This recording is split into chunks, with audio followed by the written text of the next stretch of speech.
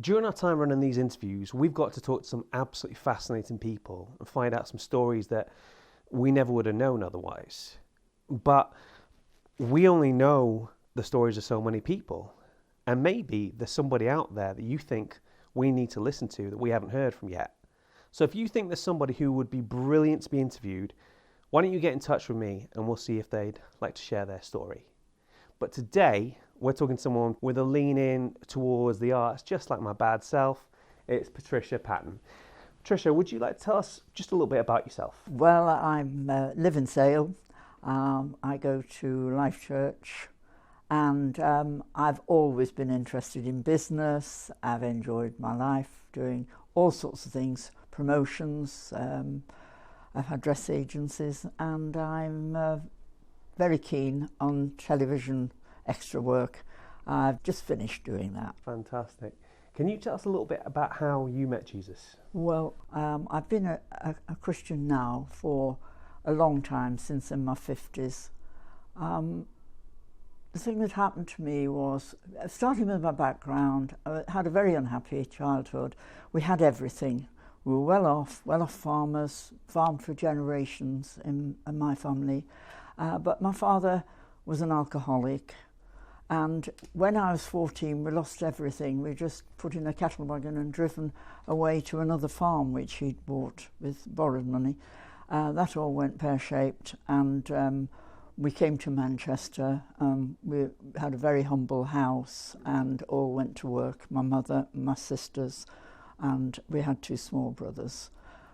It affected us all in many ways. I had 2 brothers that both had mental illness. One of them died, committed suicide, and we were survivors. We got on with it, and our life has been good since. However, I thought my life was brilliant. I married somebody just like my father, and I became a Catholic, and we had wonderful Catholic friends that looked after my handicapped daughter, because by then I'd got married at 21, and by 26 I had 4 children, and one of them was mentally handicapped, and the Catholic Church were fine, but I didn't know Jesus. I knew all about church but not about Jesus. And I was married again, the wrong person.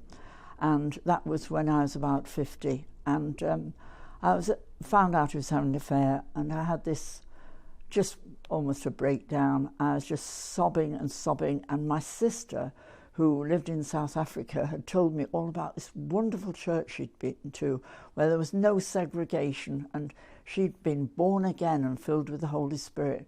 I thought, well, I'm not going down that road. But when I was lying on the floor there in my bedroom and crying my eyes, I thought, if you're real, Jesus, please come into my life. And immediately I felt this amazing peace and a sort of gentle wind and audible words of read Romans. And it's always been my favourite book since. And I was just a new person, and everything changed in my life. And that's when I met Jesus. So it's 35 years ago, but I've loved him ever since. I couldn't manage without Jesus in my life. How would you say your relationship with Jesus affects your life now? It just makes me a much better person. I don't get as angry, or I know I just turn to him at any time. He's just there in my life every day, and I just know I'm loved. All those words, the cruel words of maybe my father and things of your past, husbands and things, all disappeared. Compassion came into my life. Yes, just love, compassion, and being able to cope with all sorts of tragedies. I've lost 2 of my children, one at 48, my son, who had all my grandchildren, and my handicapped daughter when she was 55. So I've experienced. People will ask me, how do you cope with having lost 2 of your adult children? I said I wouldn't be able to unless I hadn't got Jesus in my life. and that is the truth. Yeah. And lastly, purely for my own interest, what is the? You worked as a TV extra. Yeah. I worked as a TV extra on pretty much every Welsh show there was going there. What is the weirdest extraing story you've got? Well, I can think of many. I mean, we were on Brideshead and we were in the hotel, the Adelphi at Liverpool, and it has all these fabulous stained windows with, you know, nautical scenes and everything. But we all had to sort of sway as if all the wind and the rain was coming, and then sway to the left. Then we'd jump up, we'd spill a drink over, and that was hilarious. Just when you saw the finished film, it really did look like a sinking ship. Also, you turn up on these Dickens things, and you'd have like warts stuck on your face like Rice Krispies, and you'd have, you know, grey straggly hair, and somebody'd walk up and go, "Oh, hi Trish, I didn't know you were on this today."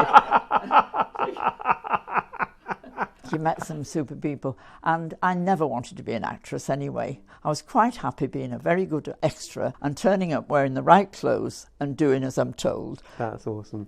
Trish, thank you so much for speaking to us today. I cannot tell you how great it's been to hear. It's been a pleasure, absolute pleasure.